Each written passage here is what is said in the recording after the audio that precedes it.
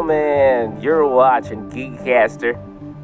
I'm Bill Geeks, and today we've got DJ Dayveonne Bussey, MC House Shoes Corey Davis. I like that. Chancletas. Yeah. So you're watching GEEKCASTER. We're just geeking out with some beats. You don't know about that. We're talking about everything sci-fi, fantasy, but also other things that we geek over.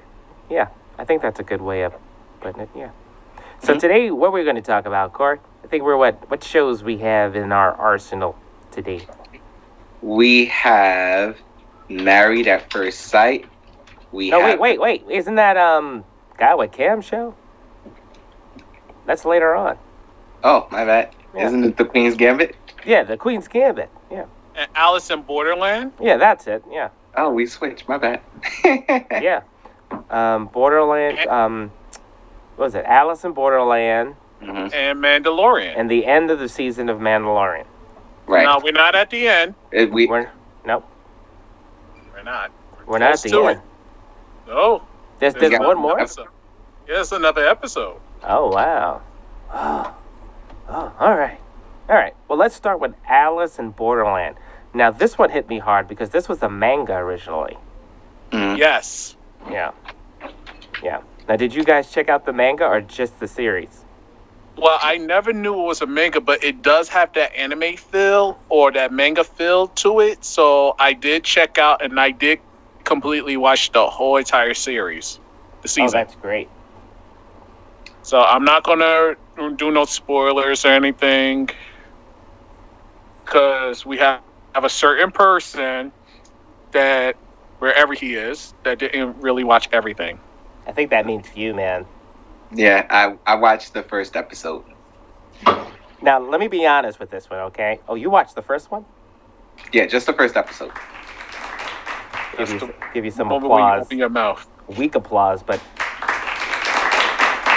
Thank we'll you. give you applause for that. So, all right. So this has hit me really hard with Dayveonne. You got so excited, and you were like, "Hey, you gotta watch this, guys." And we're like, "All right, sure." Shut my mouth. Call me Susan. I'll check it out. So I watch it, folks, and listen. In the beginning, I was a little turned off. I was like, "What the hell am I watching here?" Excuse my mouth, children. Yeah, it's like, what am I watching here? But let me tell you, that series did heat up, and I am so glad you shared it with me, Dayveonne, because it just got better and better until episode 5, where I'm like, all right, now you're doing a Walking Dead thing. You got to give all this backstory. But it did get better. And I'm glad I watched it. All right, so let's set the scene for the people that don't know anything about this. So basically, you got these 3 guys. They're kind of like losers in different ways, and they seem to get into a little bit of a trouble. They run away from the cops in their mind. Next thing you know, they're transported to another time, dimensional world. We do not know for sure, but everybody's gone. Everybody's gone until they come across a lady, and then skip forward, but they end up in this game, and it's a game to the death, really, and it's I found it super interesting. Corey, you saw it at least that much, right? I saw the entire first episode, and maybe that's why I'm probably still turned off, because this seems like every other survival show, movie that has come out of Japan. It gave me a lot of Battle Royale vibes, if you've ever watched that. And so that really is kind of what turned me off on it. I mean, it's a series, it's a Netflix original. I understand it's a manga, but this has been done, I think, into the ground, and that's where I'm at with this series. So until I get further into this season, maybe it changes, but that's how it feels from the first episode. I'm going to say this, everybody. This to me, and you don't have to take my opinion for it. You can actually watch it. It's on Netflix. They had the whole entire season. It's pretty much, think of Saw meets Battle Royale. That's the best way to put it. Think of Saw meets Battle Royale. And what is that noise? But it's just an interesting concept that was kind of molded like Battle Royale, but added a little bit of Saw here and there. Because if you get to different episodes, every episode deals with a different scenario. So it has something to do with playing cards, which is kings, aces, king of hearts, like all the regular playing cards that you play, like spades and all that stuff. So the lower the card, the lower the risk. The higher the card, the higher the risk. So whatever game you play, if you get a high card, you're pretty much in a doozy because it could basically make or break you. I wouldn't even say it meets Saw. I feel like the series is like Battle Royale meets Hunger Games meets Ready Player One. So it's got all those elements, and it's like No, but it does. Like, well, you ain't see the whole entire season. So Right, I'm going by the whole entire season. right. But I'm going by what One it's trying to episode. pull me in, Yeah. and that's what the episode gave me. And I'm like 50%. Do I want to continue down this road? Yes, guys are you telling do, me because it does come. Like, I will say this: there are interesting characters later on that you will meet and you will like, oh, and like you will basically pay for them to either come back or maybe they will die. Because a lot of these characters, it's like, okay, you're sold to them and then they go on. Think of Game of Thrones. Well, you know what? For everyone out there, I feel that it definitely gave me a Walking the Walking Dead? Dead. Yeah, that's the Walking word. Walking to the Dead. Yeah, well, that's how much I'm so dissatisfied with that show and what it turned into. As a huge Walking Dead fan, that I can't even remember the title. But anyway, so yeah, with like, here's a character, and are they going to be gone? Okay, so I would say this. It was lacking character development, and then they focused too much attention on character development. I would say that the thrill is definitely like Saw, because you're like, well, who's going to die and how they're going to die next. So you get so caught up in that, and once you get the vibe of that, then they let that go, which really kind of bothered me. But it's interesting. I wouldn't say don't watch it. I wouldn't say you have to run to it.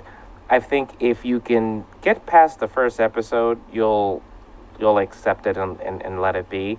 But in short, it's like watching a really long episode of The Black Mirror.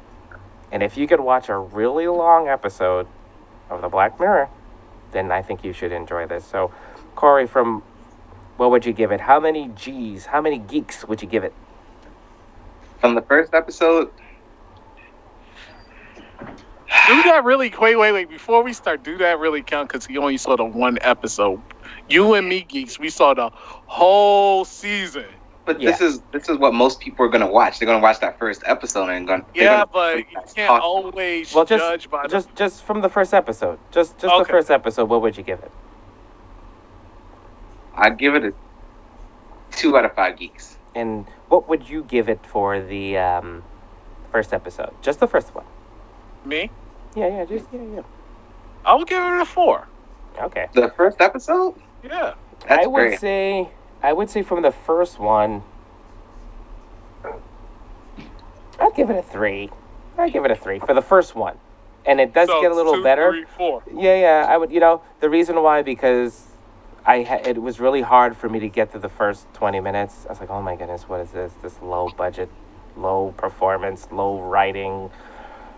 Then I was like, you know what? The only thing that really made me enjoy the first episode from the very beginning, not the completion of the first episode, because I was like, you know what? This is nice because it was low budget. I mean, it was obvious they used the same room over and over again, just from different angles. And from a production standpoint, I thought that was genius. But it does open up after that and become a whole world. So, Corey, I would say try to watch 2 more episodes, and we'll talk about this. But hey guys, if you got nothing to do and you don't mind a little Saw kind of excitement from what we described, definitely check it out. So, what's next? What do what do we have next out there in the world? Let's go Queen's Gambit. Yeah. I was just about to say. Yeah, yeah. So, Queen's Gambit, it's based on a true story, is it? No. It's not? So there are parallels. It's not really based on a true story. Have said that she followed the rise and stardom of Bobby Fischer, who's a chess player, youngest chess player, grandmaster. A lot of people who play the game know his name.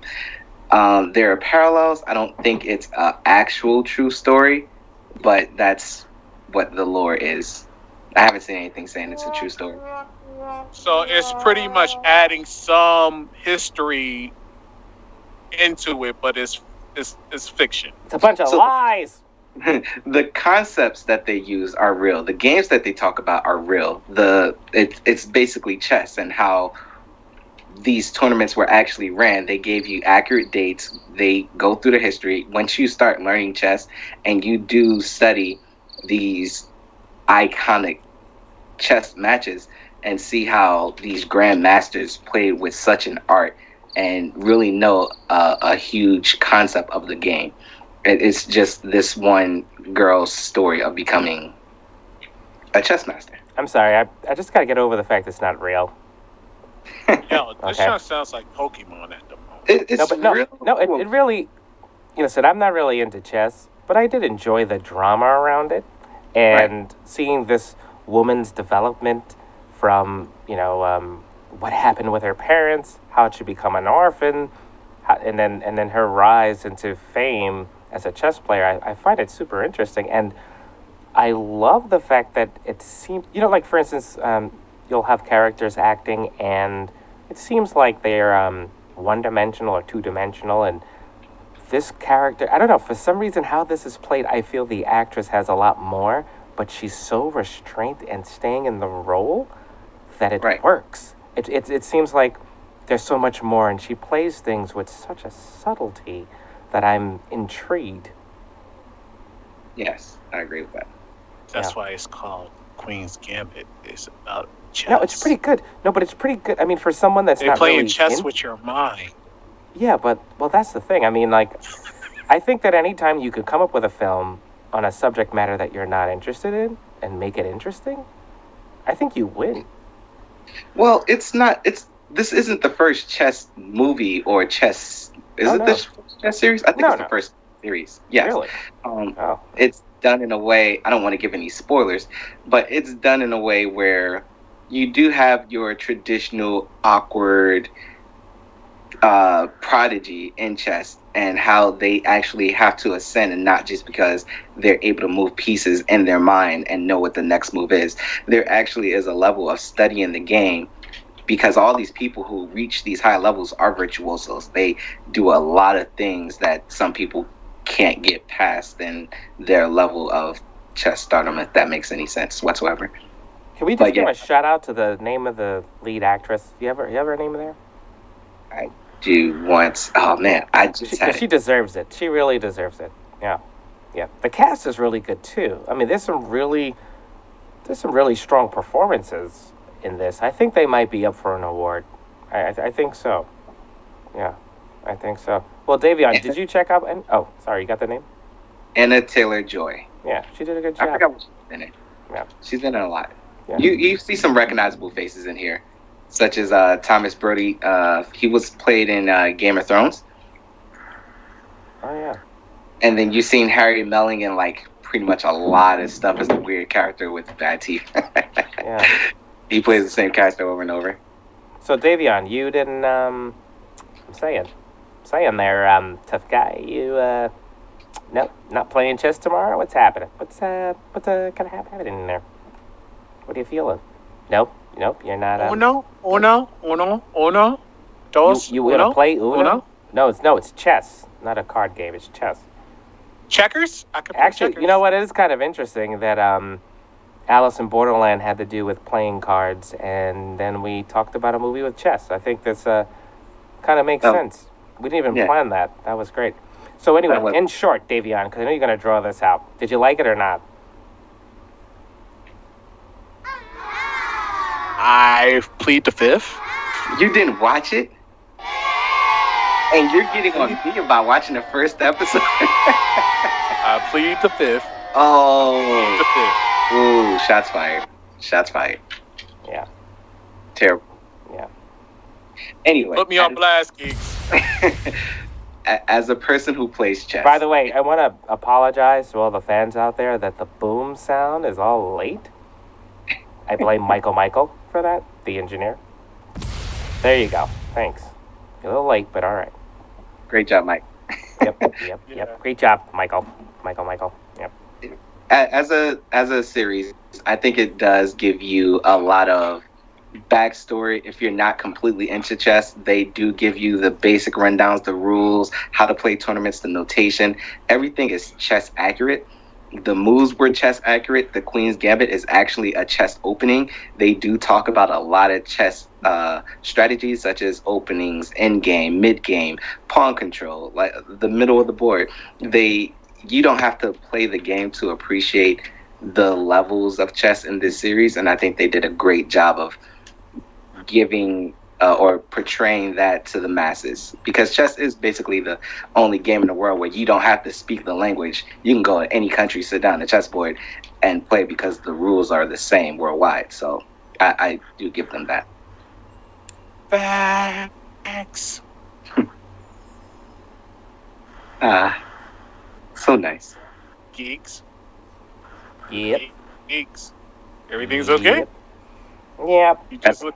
I think I blew his mind with that synopsis, so it was pretty good, if I do say so. I'm pretty like, there's nothing I could say to that. That's pretty on point, man. I appreciate it. All right, see me at Uno then. Yeah. So how come there's no? Wait a minute. No one steal this idea. Nope. I got an idea. All right. Yep. All right. Yep. All right. Are you If I going don't to keep say it? it, they can't steal it. See? We're live. By the way, you can always check us out on cable. You can go to GEEKCASTER.com, and all the information is right there. And please check us out. We like your support. Go to our IG. You can go to GeekCaster.com. You can go to Facebook page. Just support. GeekCaster Network. A whole bunch of different shows on the YouTube. Yeah. Oh, by the way, we were supposed to do a tech moment today. Corey, you said that there was what was it? That car thing you were talking about? How you could find out what's wrong with your car, but it's kind of a waste of money. What was that about? Yes. So I guess the advertisements that's going around is called Fix D. What it does is the whole point of the commercial is trying to warn you or keep you away from sleazy mechanics who charge extra or upcharge you for services that you don't really need. So they came out with this scanner that goes into your car, and they tell you that once you do that over Bluetooth and Wi-Fi, that you can break down the engine codes that's giving your car issues or whatever lights popped up, and basically breaking down that terminology in layman's terms. The problem I have with it is this isn't the first OBD2 scanner, which is what it basically is. An OBD2 scanner is what everyone uses for their car to diagnose what's wrong with your engine or why you have a check engine light. And you do get codes, and it tells you if there's a problem with your fuel or your O2 sensor, or you need an oil change. A lot of other scanners do the same thing that they're promising that they do, so I don't see that as being any different than just a cheaper version of it. Can you go with the cheaper version? Absolutely. But if you do want a quality OBD2 scanner, they're called that because that's where your port is in your car. It hooks directly into your port and reads all the codes. The higher the scanner, the more you can do and clear these codes. This just seems like it's a scanner and it tells you what the codes is. It can't clear anything. So depending on your car knowledge, it may be good and beneficial. You may be looking for something more advanced. So that depends on you. That was amazing. Your car knowledge. You're like a car guru. And you got the ball head and everything. This is amazing. Yeah. It's that kind of day. Yeah.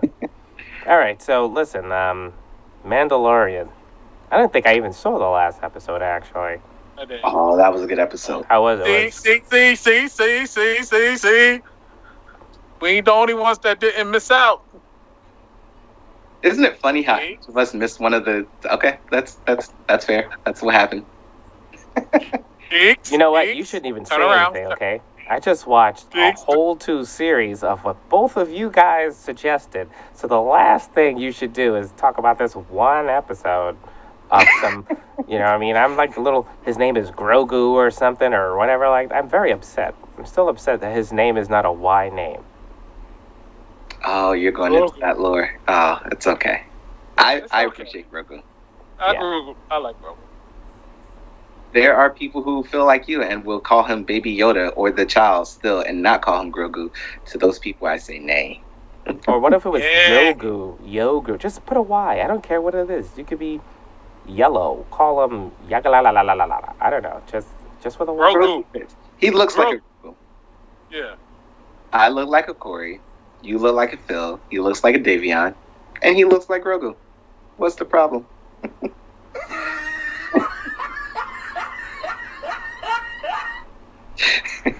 Yep. That actually did scare me. I was like, okay. Yeah. Who's that? Poor Dayveonne. It's all good. It's all good. Yeah. All right. So Taylor, what is? So you guys, you want to talk about Mandalorian? What's going on? Say what's up. This episode was more of a, how can we say it? A filler, if you may not, if you want to say it. No, it's not a filler. Because It's a filler. You see what he did right there? They bring Come on. back. Wait. Let me finish with this one. It had to be, because think about it. Did they had to go through details about bringing that guy from, what was the episode that he was in? Season 1. He was in the first season towards the end. So did they have to really go with it? Like, I think he did play a vital, important part of the show, but it did feel like it was a filler, because it was like, okay, we just got to get this particular device or whatever, or this information, so we could get on the ship. So I'm like, okay, all right. But the whole mission, I was like, but don't get me wrong, it was good. It was really good. It was just, this does feel like a filler. Look, there's a major spoiler that I refuse to talk about. He said filler again. Yeah, he did say. Did I say filler? No, me. Yeah, Filler. Filler. I I said it a third time. There's a major development point in this show that moves the story along of where. Get it, folks? I'm Phil, and he said filler. So, I don't know. To develop these characters, of course they're going to bring them back, because why else develop these characters in the first place? I thought it was an excellent use of the character. The story made sense. How they're progressing, I don't see it as a filler episode, because a filler episode just means that it filled the episode with nothing. Every episode, you're learning more and more about Mandalorians and the history, and you learn a lot about Mando himself. And I consider this the Mando episode. So, yeah, it's definitely not a filler. Or they get paid to do a certain amount of episodes, and they just filled it. Wah, wah, wah, wah.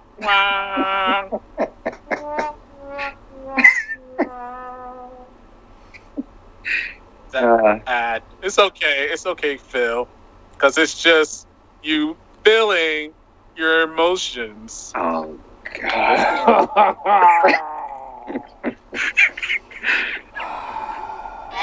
My bad, feeling yourself. All right, let's move on. Quit. Let's move on. We're filling up the dead space with these terrible jokes. This is terrible. This is like shots fired. Hit it, Michael. One more time for the kids in the back. Awesome. All right, so listen, I think in the future we're definitely going to talk about more content, ladies and gentlemen, and we're also going to talk about some subject matter, because we're going into 2021. We want cons again. Cosplayers are running out of ideas, as far as what I'm saying. online. Too much free time. Yeah. So hey. Let Michael do the sound effects there. Bad Dayveonne. Yeah. He's all right. He needs a hug. Yeah. Yes, I do need a hug. Yeah. So no, listen, it's gonna be great. I think our next show, not only talking about the end of the Mandalorian, but let's geek out and talk about 2020. Let's wrap it up. What do you guys think? Yes. We're gonna go back to normal. Yeah. So let's talk about the goods, the wins, and the losses, but more importantly, the wins of 2020 when it comes to geekdom, because there are some really cool things that came out of 2020. You know, Dayveonne finally got his Spider-Man game. You know, and Corey, you just figured out the whole world in that head of yours. I don't know how you do it. All right, so give everybody your social media. Dayveonne Bussey on all social media platforms. I'm Corey Davis. You can find me at IMGT3 on all of the things. Yeah. And I'm Geeks, Phil Geeks, and you can find this video on IG and YouTube and GEEKCASTER.com, and you're probably watching on cable. There's a lot going on, but just GEEKCASTER.com in case you forget. And also, when we do live broadcasts, even different shows on the GEEKCASTER network, it is possible for you to communicate with us. Also, go on the website. If you want to ask us questions and you want to guarantee a response, hit us up on the GEEKCASTER.com and join our little community there and inbox us there. That's the best way. If you want to get involved, that's what you need to do. All right. So I think we're going to do well, let's do some music. Let's end this on a note. Ooh. Yeah. A musical note? Yeah. I see what you did there. Yeah. Okay, fill it out. Phil. I'm dancing. That's dancing. It's the puppet dance. There you go. Ooh, we should have an end this year dance off.